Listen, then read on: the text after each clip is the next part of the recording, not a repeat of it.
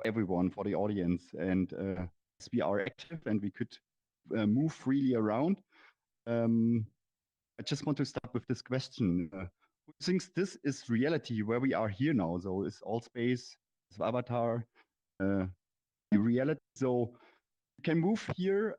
If you think it's a reality, then you just find your way on your left. If you think it's not the reality, go to the to your right. Or if you don't know, or if you're not sure, just find your way in the middle.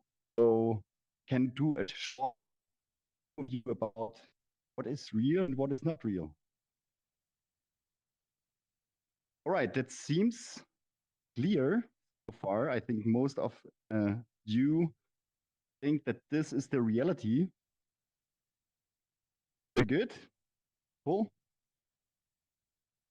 So, yeah, I would agree. And I just want to start to just give a short introduction about myself. So, as Markus already said, I'm Stefan Göppel from govar. I founded this company in 2020. Before I was also exclusively in the technology of augmented reality, mixed reality, virtual reality. So everything about extended realities. And I did that, so I'm doing that since 2012, so almost 10 years. And within this 10 years, I did around 150 to 180 projects, which were just really exclusively about the topic and the technologies of, I would say, extended realities. So you can see a picture of me, how I look in real, but I also brought you some other pictures how I look. So it was a picture of a production we did for the European Commission about the Rohingya refugees. That was a 360 documentary, which went Europe. This is me as an AltspaceVR avatar. I just changed my clothes a bit. This is me as a Ready Player Me avatar. This is me as an astronaut in another metaverse platform. This is also me having a chicken in my hand in real. This is me with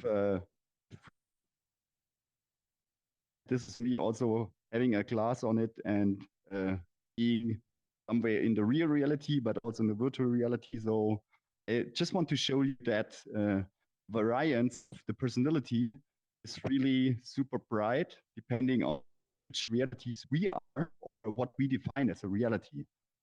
So, and as the topic is, I want to show you our question about reality itself, and I want to really think about how people will think about reality, maybe with the combination of the metaverse and the internet going three-dimensional. So there should be a video now. Maybe I have to refresh. Give me a second.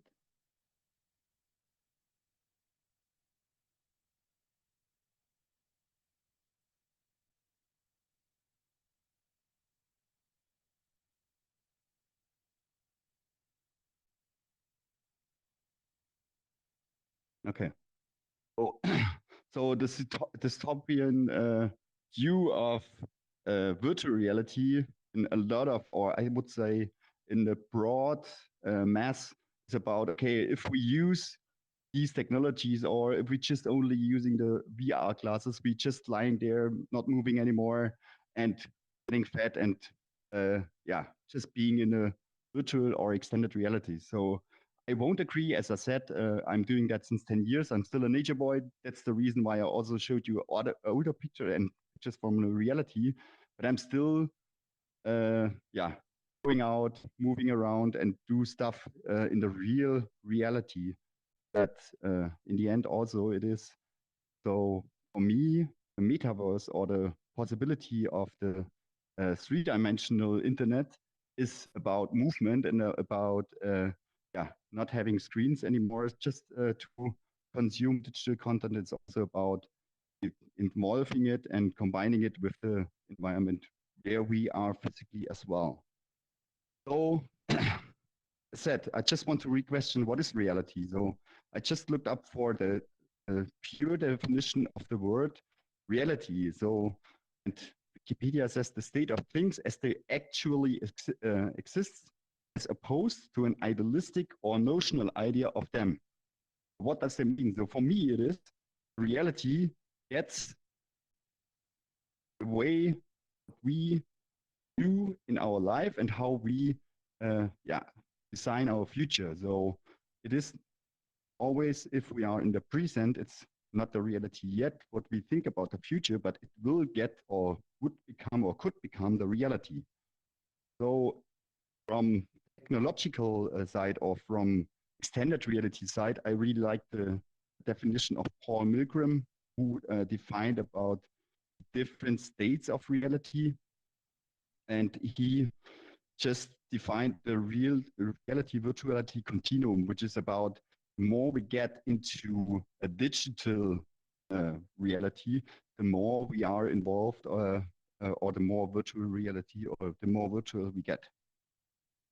But there's also another definition.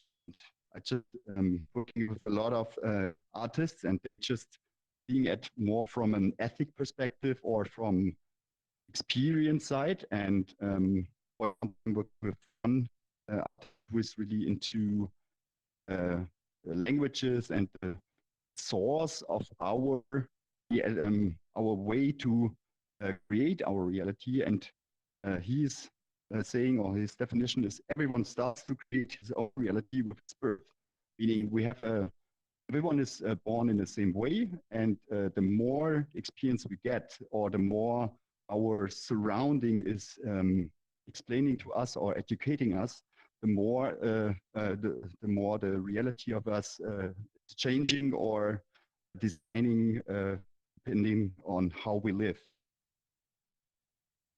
So I'm not sure if you have seen the movie Inception from Christopher Nolan. So maybe give me an emoticon with a heart if you have seen it.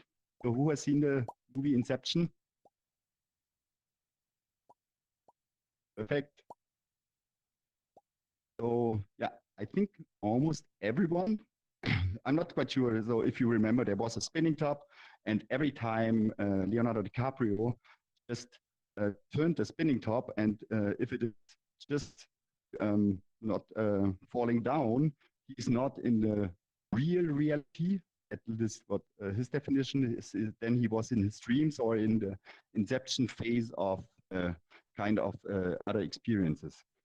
And the funny thing is, so even the actors not wouldn't know or they didn't know what the end sequence of this movie was, because if you might remember, it's a long time ago, but there was the scene where Leonardo DiCaprio spent with his family and his kids in his house, out to the garden, and just turned the spinning wheel. The film stopped, and the wheel turned around, and no one knew. Okay, this was a clip. We don't know if this is a dream or if this is reality. So even Michael Caine, who played the father of Leonardo DiCaprio, said, "I don't understand where the dream is. When is it a dream, and when is it?"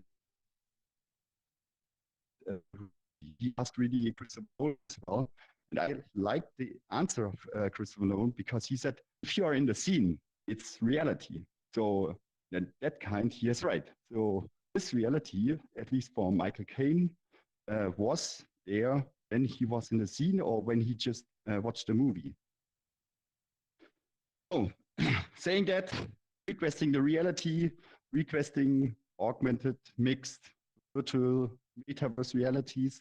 I just want to show some examples about projects I have done and about things which appeared. So this is one project we did for Audi. So every car now, which got released, application of us where they got the real car and they got an augmented version of the car to explode and show some details of the car in augmented reality or in extended realities.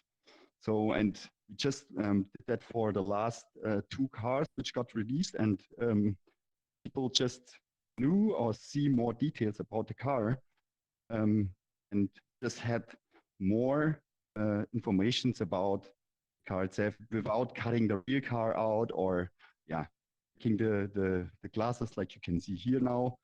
You can explode everything, and this helps, for example, a lot to yeah, informations and extending information we want to have at that moment in our place, and placed in our environment where we are at the moment. But the other hand side, it's not definition metaverse how most of the people now are saying, okay, you have to be always connected with other avatars, you have to get cryptocurrency in it. So, but all in all, it's like the internet decades ago. It's just a snippet and a part which creates the metaverse, which most of us, I would not say, or I won't say that I know what future metaverse will look like, but this is also already parts we did for since 10 years to get the metaverse where we will have it in the future.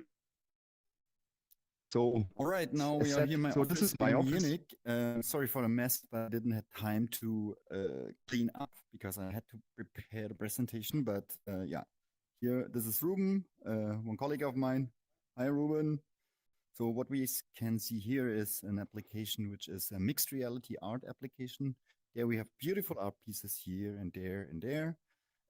As said, we are now in physically based in Munich, but if I go to that real door here, I'm standing now in Portugal. So as you can see here, it's a beautiful boutique hotel in Portugal.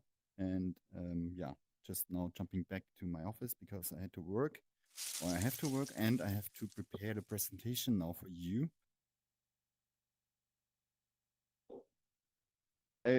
Not sure if you have seen or heard what I said, but this was just before I started, or before I came here. I just made a short video about one project we did, which is about mixed reality. So we enhance our real world with objects which are from quality-wise looking like real, and if you just place them in your real environment, and you can jump from Munich to Portugal with one step.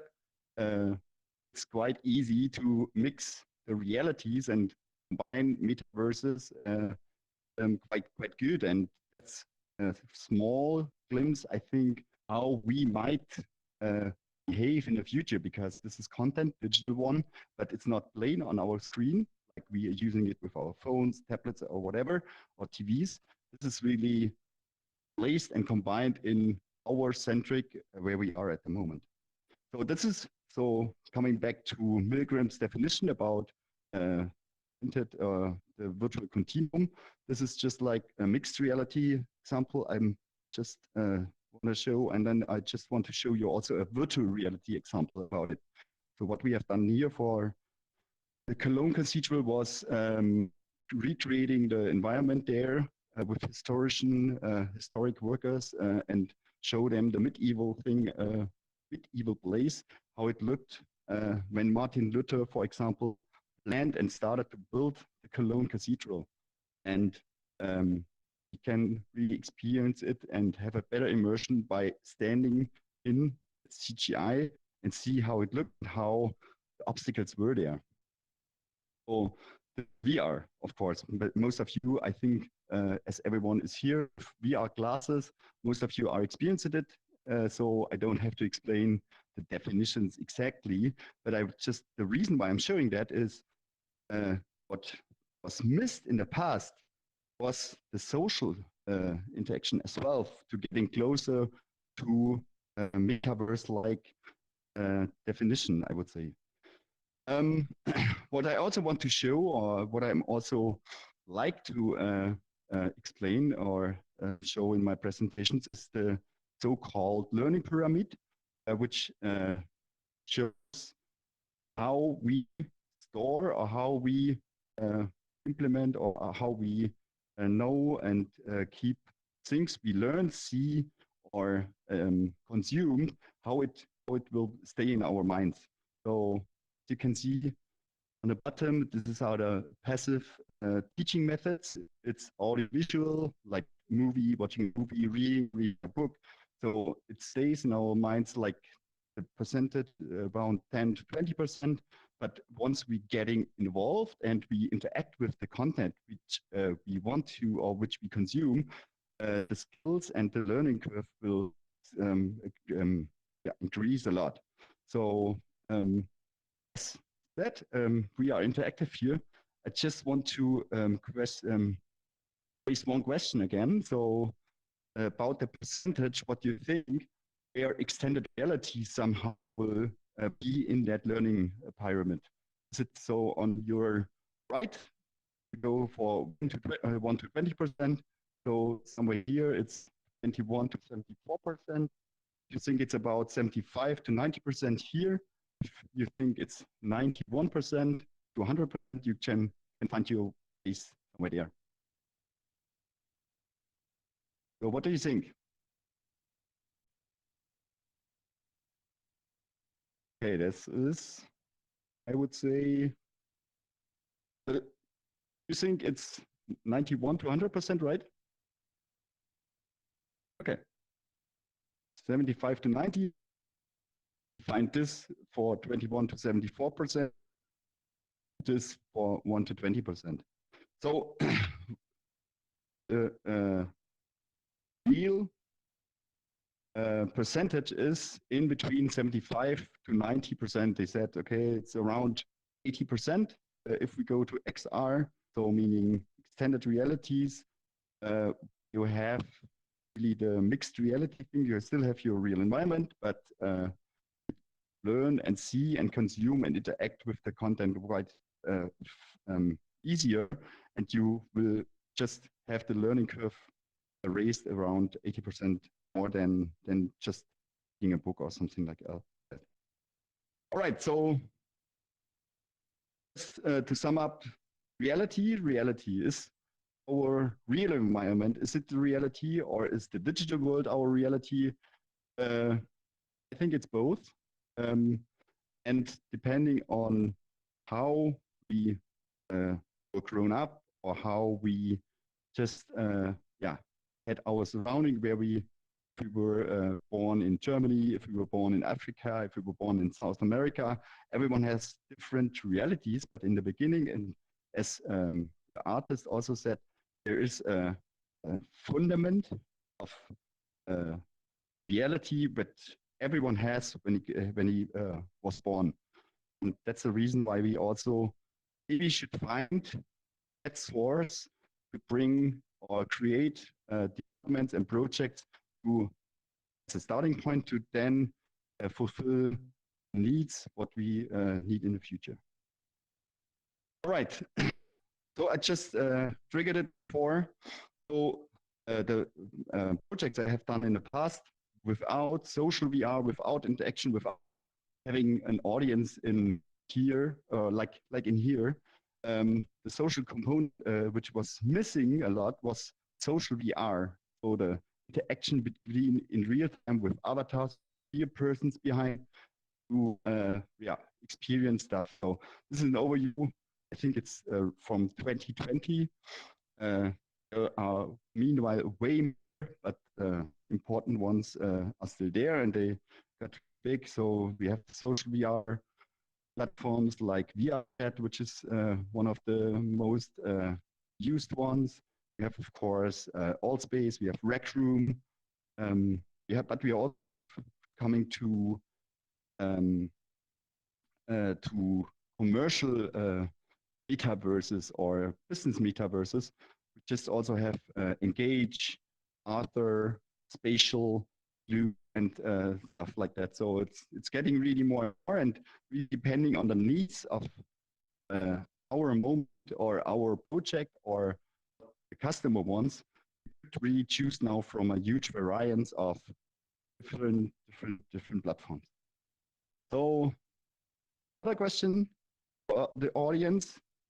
So because obviously every one of you at least for the first time, has used AltspaceVR. So my question is, have you ever used another social VR app besides AltspaceVR? So if yes, find your way here. If no, find your way there. All right, perfect. Great audience. I like that. Perfect. Oh, not bad. So, but we will have another possibility to find ourselves on other platforms, and we will use it in the future. So, yeah, it's good to see that you are that you also used other platforms and know about the advantages and disadvantages about each platform. Because as developers, for example, there are platforms where you can really use out of the box 3D environments where you have interactions, animations, which you use without development skills, but really depending on the needs, what you want to, you just need to have more and more solutions for the needs we have in our business life or in our private life. So here's just an overview about the metaverses and the platforms which is about metaverse. So for me, as said, I'm always focused in using platforms with virtual reality or extended realities at least. But here a lot of other platforms which so-called metaverse are already super high user number, like Fortnite, like Minecraft, like Roblox. So a lot of younger generations, Gen Z, is using that a lot. That's really transforming that into more virtual realities and having really using these platforms in a physical with a physical avatar where you can really walk around and have the immersion, which is quite higher with VR. Okay, so I just want to show you now two projects. So one project we did in 2018, also for a customer. We did that here with AltspaceVR. And I just want to show you one funny situation where what we figured out and when we developed it with the lead 3D artist and the lead developer. So we just, it's in German, our conversation is in German, but then something funny happened. And this is then in English, of course. A second. There's another problem. Something with broadband connection seems to be not properly working. Give me a second.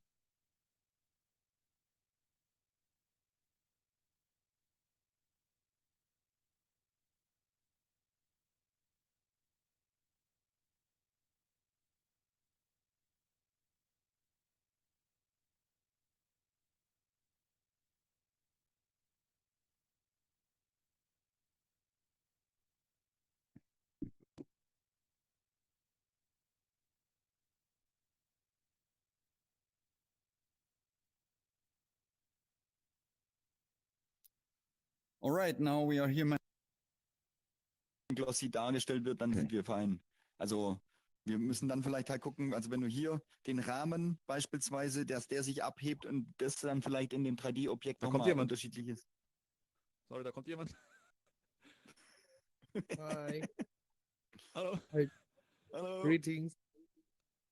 Greetings, fellow human. Yeah. How are you? Oh, good. Just testing this, but there's like nobody in, like, all the rooms are empty. Really? Yeah. Yeah. Oh. Yeah. Sorry. No worries. Can I stick it in here later? Yeah. Yeah. No one will notice, right? Yeah. And how does it smell? Oh, nice. Yeah, cool.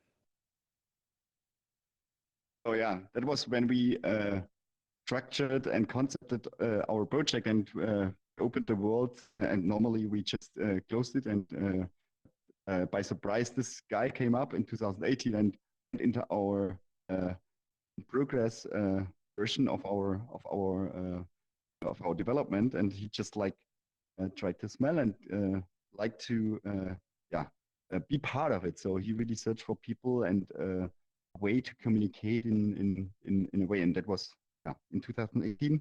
And for us, quite funny that we just not thought about, okay, this someone else is coming when we realizing a customer and helping us out and how solar module could smell. So in the end, we made it and it looked quite good. And the customer had a conference area.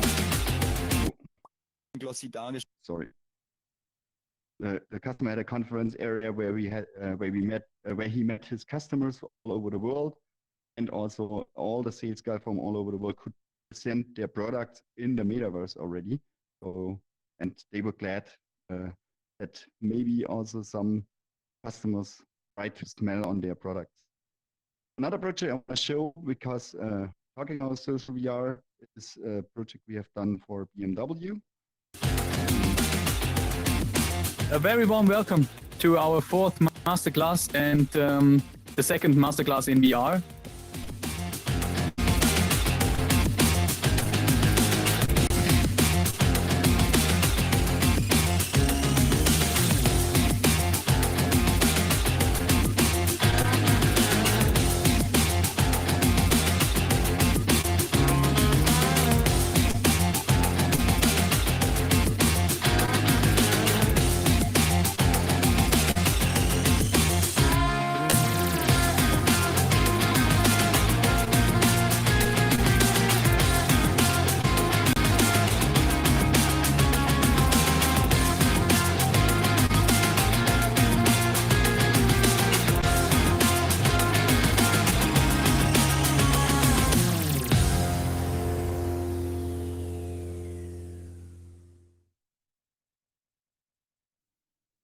So there we just developed the ISS and recreated with the data from the NASA, and also recreated the BMW car, the iX, to bring people product closer and to really have immersion and an experience with the product combined with a really experience they never had before. So this is how it looked in the end, but the way to do that was also quite interesting, because we just also sent one class to an astronaut, Stephen Swanson. He used to live there for 2 years, and we had to explain him how the class is working and how our development was and how our ISS, which used to be his living room for 2 years, really giving a glimpse and a possibility to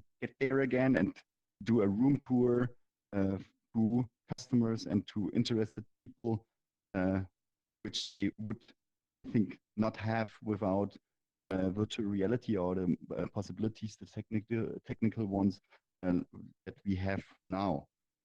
But getting to that point was also, as said, quite interesting, and it was a creative way. So you can see here Stephen Swanson, we sent him the glass. We need to explain, because he never used VR, and also the customers never used it. So you really need to bring it down to the easiest way that everyone could explain or could use a VR glass and get immersed and use the metaverse, because not every person is as skilled like us, like the audience here.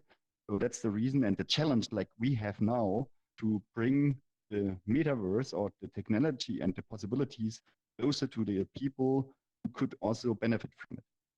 So yeah, and behind that, it's also the logistical stuff, sending out 100 of VR glasses to the world, and then doing that logistical work is also stuff which you always have to think from the beginning to the end, not only the development of the metaverse itself. So this will come maybe in the future, but to get there, we just really need to bring the technique to the people and explaining it as easy as it gets for now, and it will get, of course, way easier in the future. All right, so now looking into the glass ball. For us, it's really a thing that we should focus the moment. We are really in a way that we have obstacles to bring it to the masses, but in the future, we should really see the user as a center of the experience and independently, if he wants to now watch talk, or if he wants to buy stuff, or if he wants to see a movie or part of a theater or go to a concert. Really, this is really also the future, the thing that we also always see the user in the center and then decide if we go for AR, VR, mixed reality, or whatever. So, and the user should maybe then find a way to use the right technology at the moment or in the moment where he is and in the location where he will is while having the need of that concert or whatever. All right, then going back to our reality, seeing the spinning top. So I'm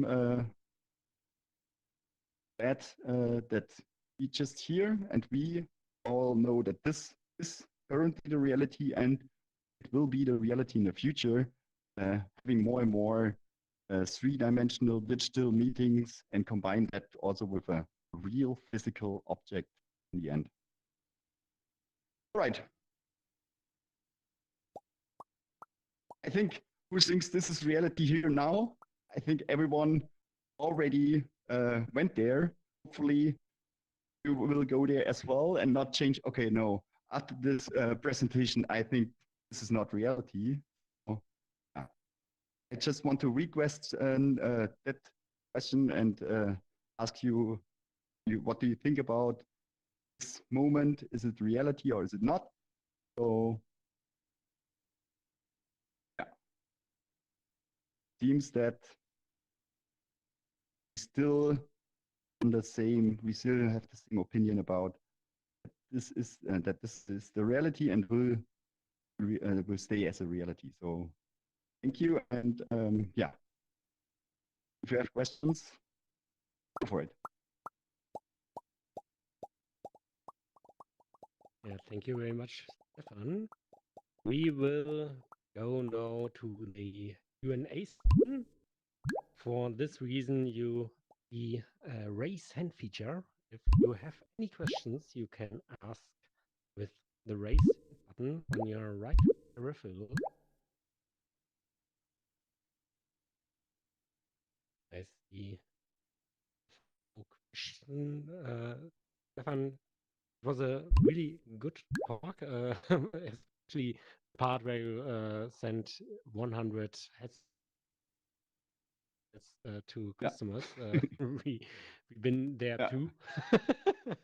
It's really a masterpiece at the end to get all their technology.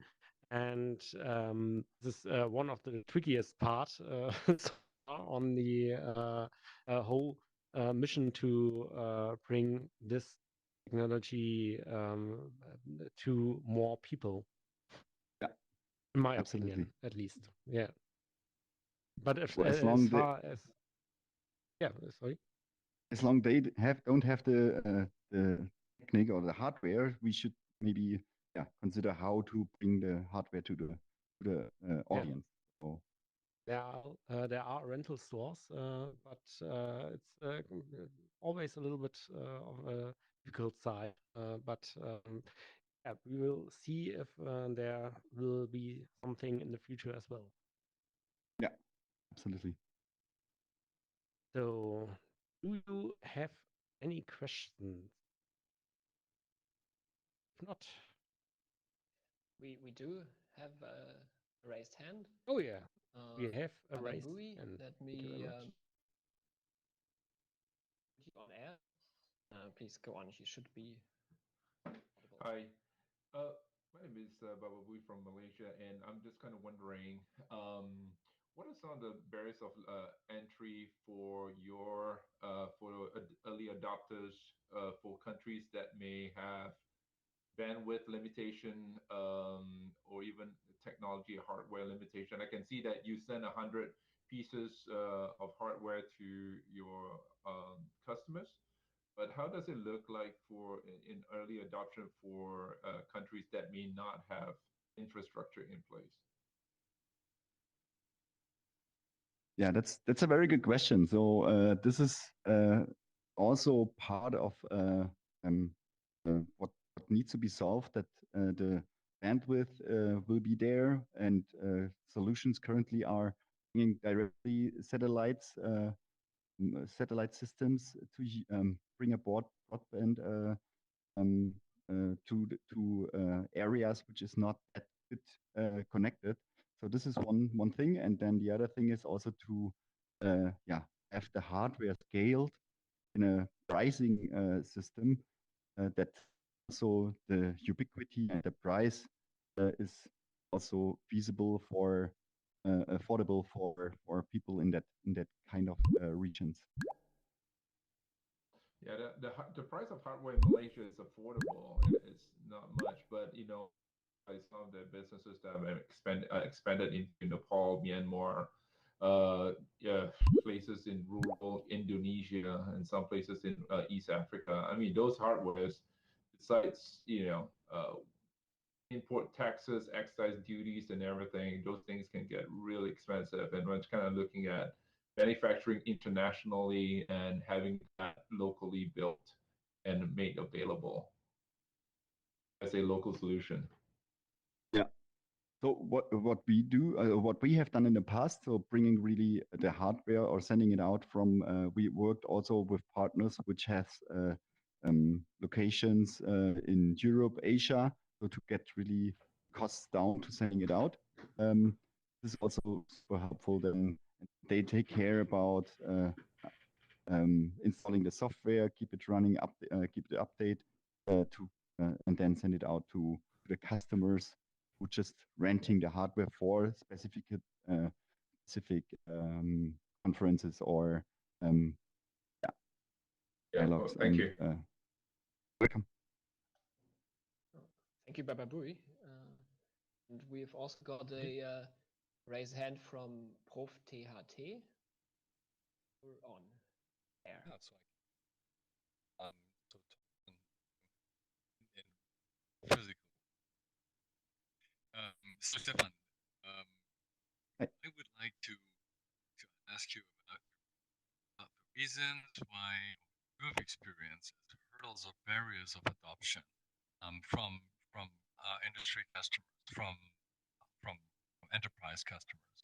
So what do people say when you talk about what you can do and what you have to offer, because you want to make money with that? So you have a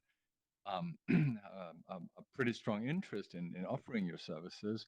So what do people provide as reasons for, nah, that's not for me, and what are they arguing, and what maybe might be behind the arguments which they don't argue? Can you give us a little insight about that from your very personal perspective? Thanks for the question. So for me, it's I'm most of the time bring it down and portion it to hardware obstacles, to software obstacles, and show them some similar cases if they were successful, and of course also KPIs, which is also most of the time super expensive, super interesting for them. And it's most of the time then the best way to convince them to really have numbers to show about the success and about the way and where the way is gonna go in the future, for example. So yeah.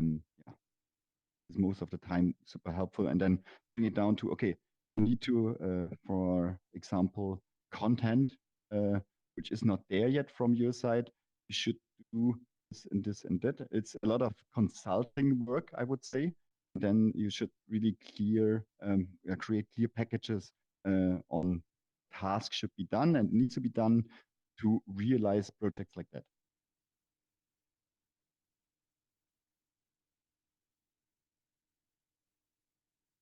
You're on mute. Mute. Yeah, we cannot hear you.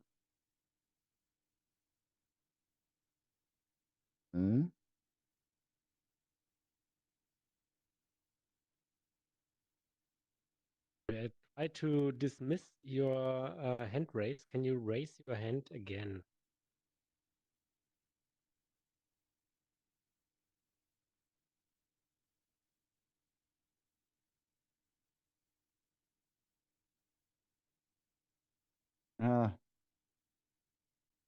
Wait a second.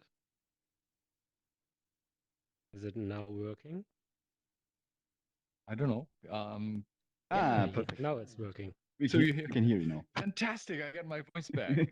That's Awesome. marvelous. So yes. So and I was always I understand your point, and you're saying what works. I think you can at the same you at this point at the early adoption, there's way more people who are having presenting hurdles and have doubt and all that. So I would like to hear from you.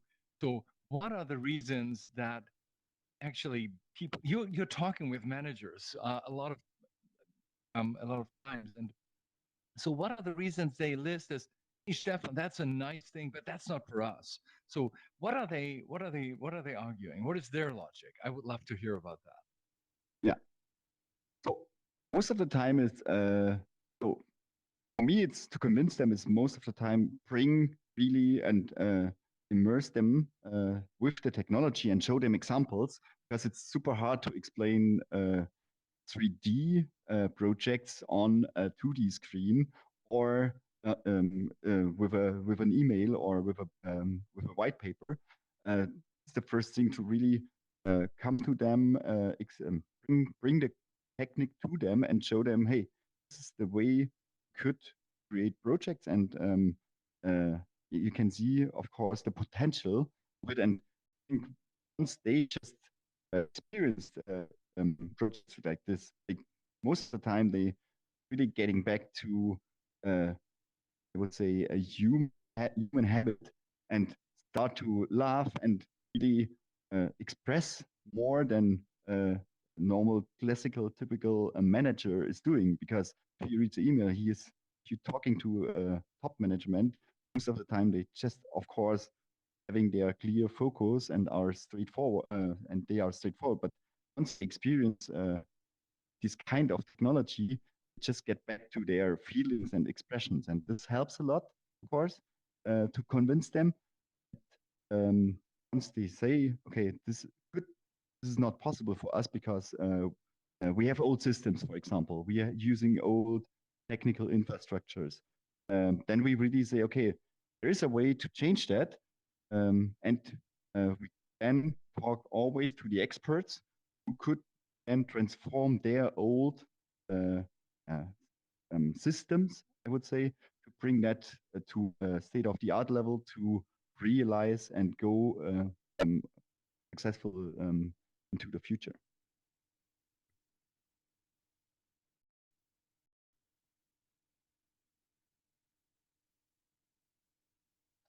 I think Prof. THT, you're. I can't. We can't hear you. Yeah. You're finished as well. Okay. Nice. Okay. Thanks for the question. Okay. Yeah. Thank you all for your questions. Thank you, Stefan, for this really, really inspiring and great talk. Thanks this for having me. was the last night in this year. I wish you all happy holidays, and we see each other next year. And so far, have a good 2023. Yes. Thank you. Yeah. Thanks for your time. Thank you very Merry much. Christmas and a Happy New Year. I've unmuted everyone, so feel free to mingle and